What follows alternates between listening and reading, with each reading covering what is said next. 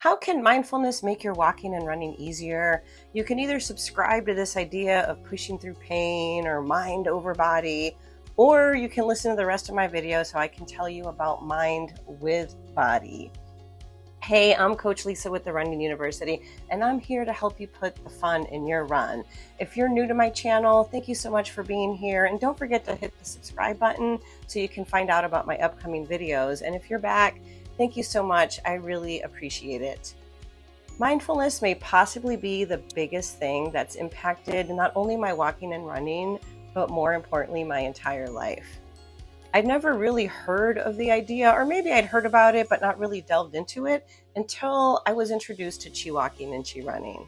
And this is where I learned about this idea of mind with body instead of mind over body. And like last time, I have a little tiny homework assignment for you that's actually like a fun little thing you can go out and do on your next walk or run to practice mindfulness. So if you wait till the end and listen in, you'll get that little assignment. So what exactly is mindfulness? Have you ever gotten into your car, drove to work, parked your car, and then all of a sudden went, how did I get here? Well, a lot of us are on autopilot all day long. We don't realize what we're doing. We don't realize what we're thinking. We're just going through the motions. And this is where mindfulness comes in. It's really a basic human ability to be fully present, fully aware of where we are and what we're doing. And it also, for me, really, well, not for me, for everybody, helps keep you from overreacting and also getting overwhelmed by what's going on around you. So what are some of the benefits of being more mindful, and how can it positively impact your walking and running? There are so many scientific reasons, but I'm really just going to highlight a few of them because, well, you don't have all day. First thing, it reduces stress and anxiety. In our busy lives, our minds are constantly racing, right? And then when you add mindfulness into your walking and your running, it really becomes a moving meditation. So this will help calm your mind, and it helps reduce stress levels. I've been working really hard lately on a few new courses. And if you get on my email list, which is actually linked below in the description, you'll be one of the first people to find out about them. And you'll also get a discount because all my newsletter subscribers get discounts. But anyway, I was working on some stuff that I'm super excited about, and I was starting to get really anxious, and I was overthinking it. And then I thought, let me just get out for a walk. As soon as I set foot outside and started walking, I felt so much better. Not only did it relieve the anxiety I was having, but it cleared my mind, and it helped me really see things a little bit more clearly. The other important thing it does is it enhances your physical connection. Mindfulness helps you really understand your body and pay attention to it more, and it helps you be just really more intuitive to the signals that you're receiving. This is one of the key skills of chi walking and chi running, and it's really how mindfulness started changing my life.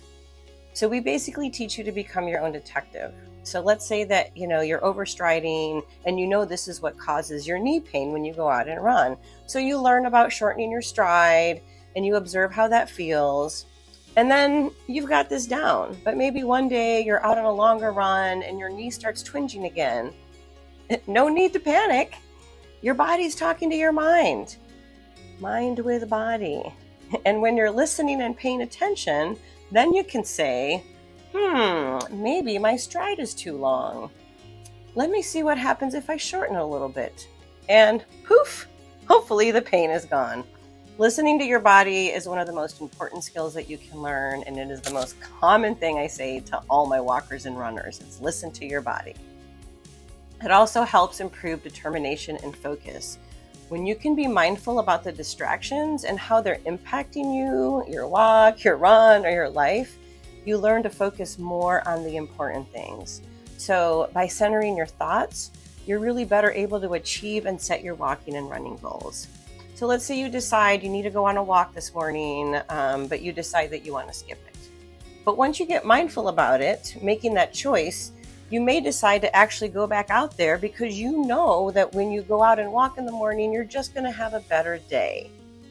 Or maybe you actually decide that you're not going to go on the walk, but you've made that decision mindfully, not just off the top of your head, and you've done it with intention. So rather than, beating yourself up about it, you're making a mindful choice which is a game changer. And then last but not least, it really enhances your enjoyment and appreciation. Have you ever been somewhere in nature and really just been in awe of the beauty? Being mindful really helps you be more in tune with the environment around you. It really helps you appreciate those little details. You know, the sound of the leaves rustling under your feet, or maybe the pattern of your breath, or feeling the earth under your feet, or the details in the little flowers.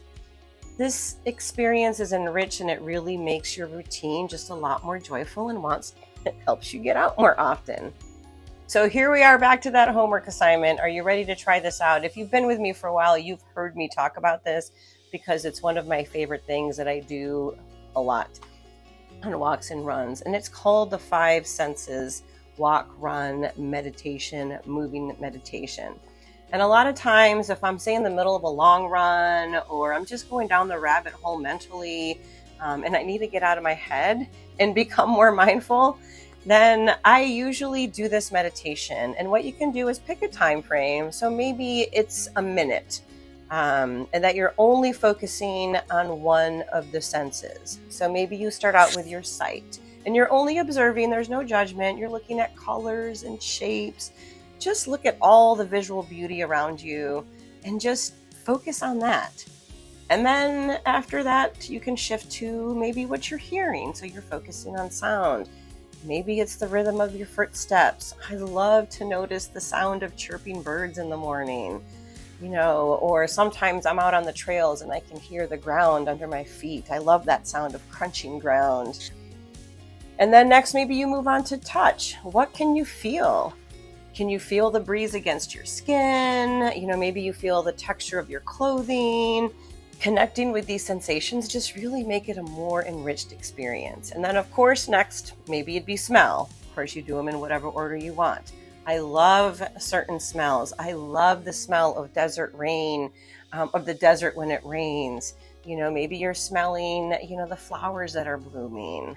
And then of course, last but not least, taste, which sounds weird, but I have said this is such a yummy trail.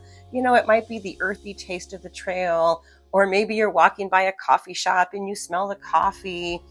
But again, by focusing on these senses one by one, you're being very mindful, okay? And it makes your experience so much more enjoyable and enriched than just going out on a walk and not paying attention to what you're doing. So hey, I'd love it if you subscribe to my channel. Go ahead and click on the button below, because the next one I'm going to talk about is mindset, which is one of the next key ingredients that I feel will really help make your run and walk more enjoyable.